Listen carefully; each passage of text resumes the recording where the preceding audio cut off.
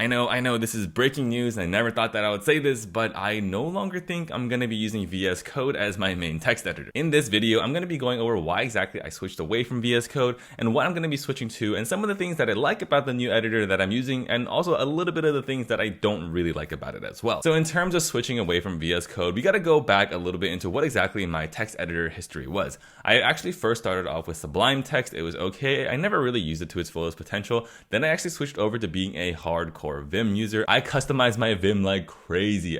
Everything was customized. I loved all these custom plugins, but eventually it got to a point where I spent more time on customizing than actually coding, and it just felt like a net negative in terms of developer productivity for me. I was like a kid in Willy Wonka Chocolate Factory, and I was getting distracted by everything. I decided to scale back and switch over to VS Code because basically everybody was using VS Code, and at my day job as a software engineer, VS Code is the main editor of choice there, so there's a lot of support. So I became a full-time VS Code user for probably the past 2 years or so. I had a phenomenal developer experience with VS Code, but over the past 2 years, my mindset with regards to software engineering has changed a little bit. I kind of touched upon this in my previous video where I talked about the 4 technologies that you can use to make software engineering easy, and while I totally recommend that you watch the entire video because there's a lot of good nuggets of information there, the TLDR is that nowadays my main focus with software engineering is not technical complexity, but rather just shipping code, building products, and getting it out to users as fast as I possibly can. I don't like spending too much time or energy on the technical nitty-gritty, and that's why I primarily stopped using the big cloud providers like AWS and GCP, and instead prefer using technology that wraps around AWS and GCP and handles a lot of the annoying infrastructure for me. Taking that similar reasoning over to my text editor of choice, I consider Vim to be the AWS and GCP of the text editor. It's probably hands down the best and most powerful text editor out there, but the learning curve is a bit high and you have a lot of manual configuration that you have to do yourself. And then VS Code is one step more simplified, where you still have a lot of customization available for you, but it's a lot simpler and it works a lot more out of the box. But then I decided to take that one step further, and I really just don't want to think about my editor at all. And that's actually why I decided to switch away from VS Code, because I wanted to move to an editor that truly handles all of the heavy lifting for me. I don't have to think about anything. And that's why I decided to switch from VS Code over to using WebStorm, which is an IDE that is developed by JetBrains, where literally their entire job is to build the best editor that works out of the box without having to think or configure anything at all. I've been using WebStorm for the past month because they offer a 1-month free trial, and after a lot of internal deliberation with the council of your average tech bros, I actually think I'm going to renew and actually pay for WebStorm. I want to give you a quick demo of WebStorm and some of the cool little features that it has that I really enjoy, but also some of the things that I don't really enjoy as much as well. Right here, I have WebStorm opened up with an older project of mine, and let's go over a little bit about what I like about it, and I'll also go over what kind of annoys me about WebStorm as well. The one thing I like about WebStorm is the fact that literally everything was configured for me. I don't have to do anything. My typical tech stack that I use is usually Next.js and Tailwind, and then some type of backend offering like Supabase or PlanetScale right now, and actually has support for all of that out of the box. So right here you can see that it has native Tailwind support.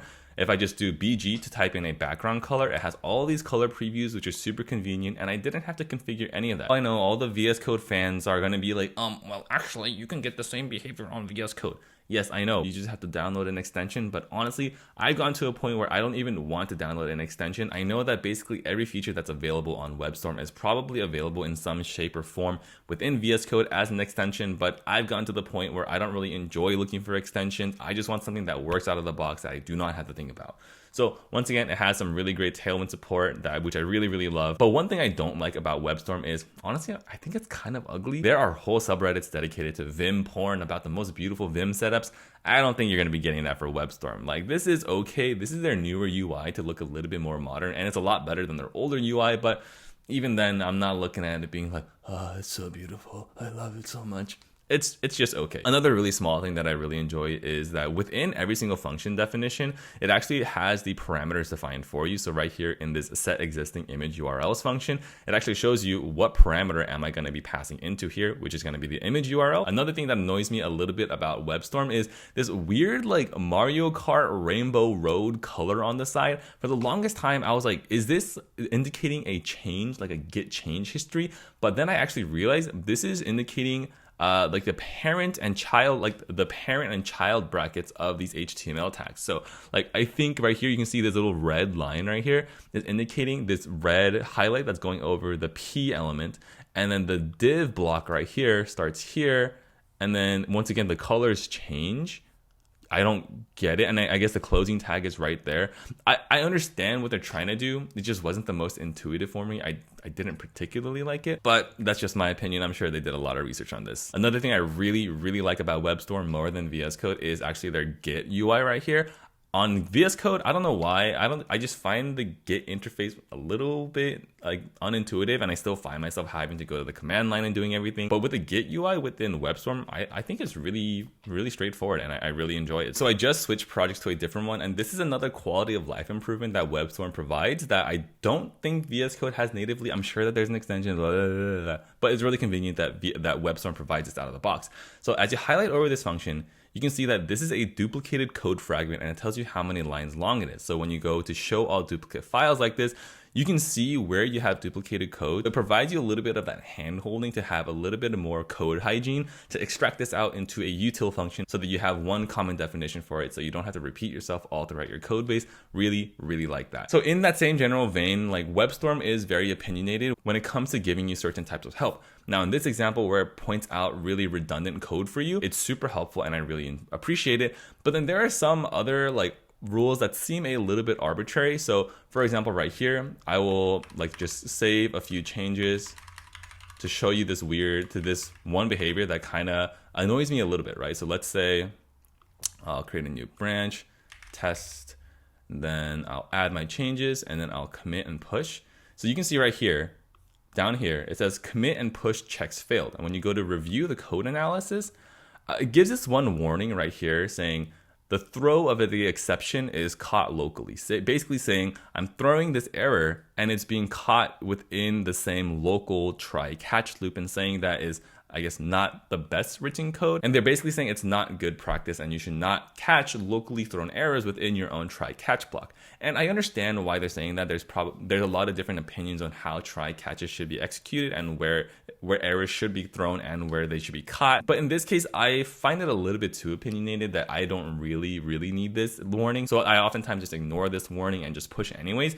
But this can pose a problem for other developers that are really opinionated. And I'll be honest, I'm not that opinionated of a developer. I don't really care about this stuff. It's just like, if it works, it's relatively readable, I'm okay with it.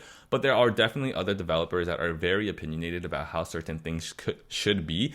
And I think WebStorm might be a little bit annoying for you if you are one of those people, because WebStorm is definitely opinionated. And I'm sure that there's some way that I can disable this type of behavior, but I just quite haven't found a way to do so yet. So that is a quick overview of using WebStorm. And I know it's kind of crazy to hear, especially right now with Vim having a huge resurgence led by people like the Primogen, and VS Code just being VS Code and being incredibly popular out there in the world. But at least for me, I don't care about customizing. I don't care about all that technical stuff, looking for the coolest extensions out there. I just want something that works, that lets me go straight to coding, so I don't have to think about anything else other than coding and shipping product. At first, I was really hesitant about spending like $70 a year for a JetBrains license for WebStorm, but it's gotten to the point that I like it enough that I think it improves my developer productivity. But I want to hear from you in the comments down below. Have you tried out WebStorm? What are your thoughts? Are you still a VS Code diehard? Are you a Vim diehard? Are you a Emacs diehard? Oh my God, do y'all exist out there? Tell me.